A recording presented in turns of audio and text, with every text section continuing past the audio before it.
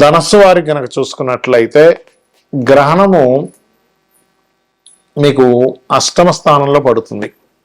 అష్టమ స్థానంలో పడితే గ్రహణం ఎలాంటి ఫలితాలు ఇస్తుంది ఏమిటి అనేటువంటి అంశాలు చెప్తుంది నేనైనప్పటికీ చెప్పిస్తుంది సాక్షాత్ లలిత అమ్మవారిగా భావిస్తూ ఆ లలితాంబిక అమ్మవారి యొక్క అనుగ్రహం మీకు పరిపూర్ణంగా కలగాలని మనస్ఫూర్తిగా కోరుకుంటూ, కర్కాటక రాశిలో ఆశ్లేష నక్షత్రంలో అష్టమ స్థానంలో రవి, చంద్ర, గురు, బుధులు, కేతు చూస్తే 12లో ఉన్నాడు. ఏంటి గ్రహణం అనుకుంటాం, కానీ ఇది డిగ్రీస్ వైజ్గా చూసుకుంటే 10 degrees లోపలికి వస్తున్నారు. వీళ్ళిద్దరు కూడా 10 degrees దగ్గరలోకి వస్తున్నారు. అప్పుడు ఆ గ్రహణ ప్రభావం ఏదైతే ఉంటుందో పాజిటివ్గా ఇస్తుంది అక్కడ. అంటే అష్టమ శని అష్టమ గ్రహణం కదండి అంటే అవును. కాకపోతే ఈ గ్రహణం వల్ల ఏంటంటే అష్టమంలో జరుగుతున్నందుకు జనరల్గా అంటే ఓన్లీ ధనుసు రాశి వారికి కాదు, జనరల్ ప్రిడిక్షన్ కొంతమంది ఎక్కువ జన నష్టం కలుగుతుందండి, కొంత ప్రాణ నష్టాలు ఎక్కువ అవుతాయి గ్రహణం వల్ల. అది కూడా విదేశాల్లో, ఇండియాలో కాదు. అయితే మరి ధనస్సు వారికి ఏమిటి? ధనస్సు వారికి అష్టమ గ్రహణం మంచిదే.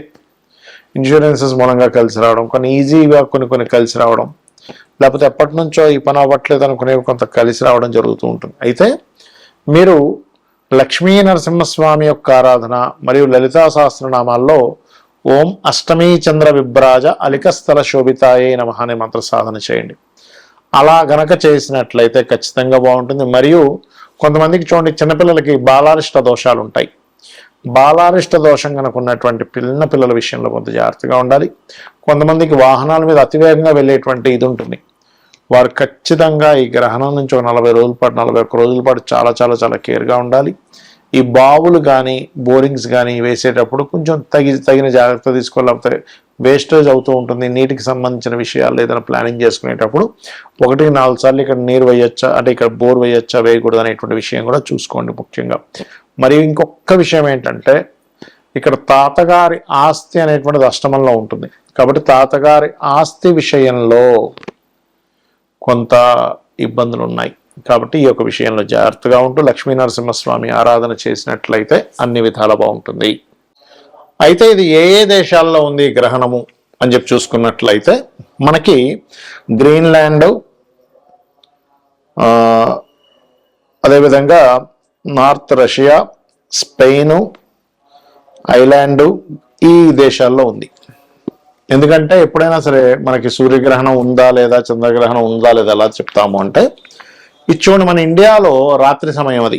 అంటే 11:17 నుంచి తెల్లవారుజాము 4:25 వరకు. అప్పుడు మనకి సూర్యుడే కనబడగా కదా, కాబట్టి సూర్యగ్రహణం మనకి లేదు. ఈ దేశాల్లో ఎవరైతే నివసిస్తున్నారో వాళ్ళకు ఉంది. ఇండియన్స్ అయినా అక్కడికి వెళ్ళి నివసిస్తున్నట్లయితే వాళ్ళకు ఉంటుంది. అయితే ఈ గ్రహణ ప్రభావం ఏ రాసులకి ఎక్కువగా ఉంటుంది అని చెప్పి చూసుకుంటే కర్కాటకం. ఎందుకంటే ఆశ్లేష నక్షత్రంలో గ్రహణం కదా పడుతుంది. ఆశ్లేష, జ్యేష్ఠ, రేవతి నక్షత్రం వారు జాగ్రత్తగా ఉండాలి.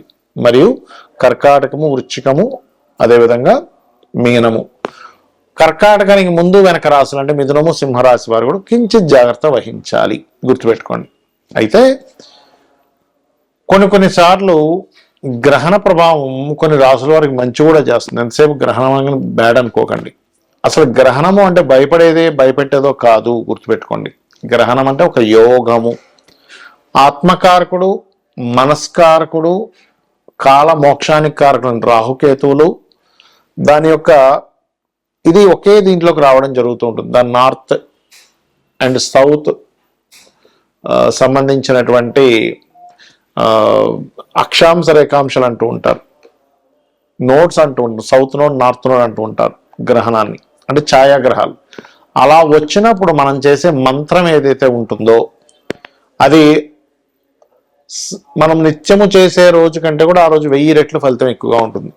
అంటే మీరు ఒక్కసారి నమశివాయ అనే మంత్రం అన్నారనుకోండి, 1000 రెట్లు ఫలితం ఉంటుంది. అయితే ఇక్కడ మీరు లలితా సహస్రనామాల్లో ఏ నామాన్ని కనుక మీరు ఉచ్చరించినట్లయితే ఎటువంటి సమస్యలు తగ్గుతాయి ఆ సమయంలో ఒకవేళ మీరు చేయాలనుకుంటే. ఎందుకంటే ఇక్కడ గ్రహణం లేకపోయినా మంత్రజపం చేసుకోవచ్చు, తప్పేం కాదు.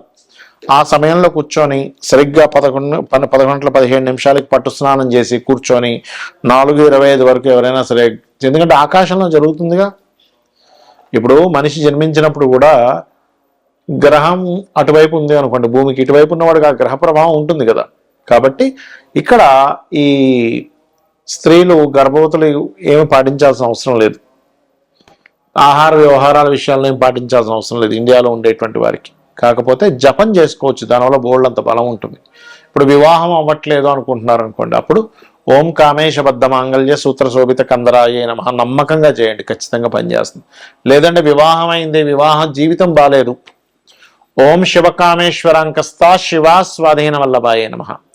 అంటే ధనానికి లోటు ఉంది, ధనం రావట్లేదు అనుకునేటువంటి వారు ఓం సంపత్కరీ సమారూఢ సింధుర వ్రజ సేవితాయ నమః. ఓం ధర్మాధ్యక్ష ధనాధ్యక్ష ధనధాన్య వివర్ధనీయ నమః కూడా చేసుకోవచ్చు.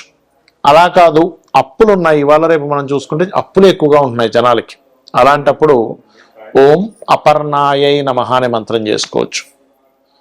అలా కాదండి మాకు వ్యాపార సంబంధించినటువంటి అంశాల్లో ఇబ్బంది వస్తుంది, వ్యాపారం పరంగా మేము చాలా ఇబ్బంది పడుతున్నాము అని అనుకునేటువంటి వారు ప్రధానంగా మీరు చేయవలసింది ఓం ఇంద్రగోప పరిక్షిప్త స్మరతూనాభజంగికాయై నమః అనే మంత్రం చేసుకోండి. ఇలా మీరు కనుక చేసుకున్నట్లయితే ఖచ్చితంగా మీకు బాగుంటుంది, అందులో ఎటువంటి సందేహం లేదు.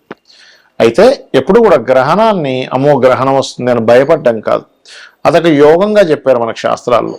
కాబట్టి ఆ అద్భుతమైన యోగం, ఎందుకంటే ఒక మంత్ర జపం ఏదైతే ఉంటుందో ఆ మంత్ర జపము చేయడం ద్వారా మన పూర్వజన్మ కర్మ తగ్గుతుంది.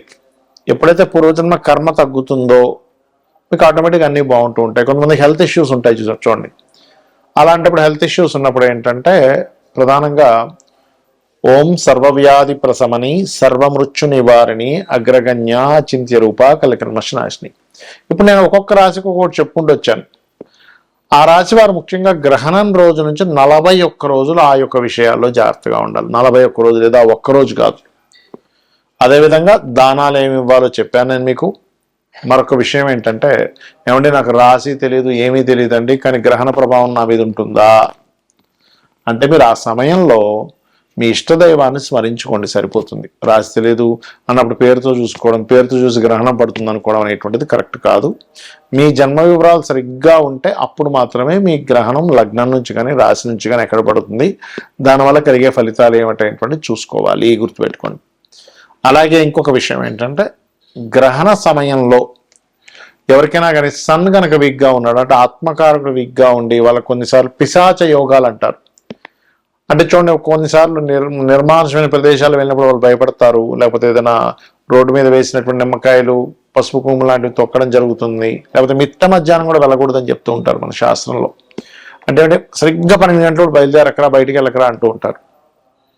లేదా సరిగ్గా అర్ధరాత్రి అప్పుడు చీకటిగా ఉన్నప్పుడు అమావాస్య సమయాల్లో, ఎందుకంటే ఇది అమావాస్య. ఈ అమావాస్య నాడు మన ఇండియాలో అయినా ఫారిన్ కంట్రీస్లో అయినా ఈ గ్రహణం కరెక్ట్గా మనకు అర్ధరాత్రి సమయంలో 11:15 నుంచి 4:25 మధ్యలో పడుతుంది. కాబట్టి దయచేసి బయట నిర్మానుషమైన ప్రదేశాలకు వెళ్ళకండి. ఇక్కడ కొన్ని నెగటివ్ ఎనర్జీస్కి శక్తి పెరుగుతుంది, దాని ద్వారా మీరు అనవసరంగా ఇబ్బంది పడతారు. శ్రీమాత్రే నమః.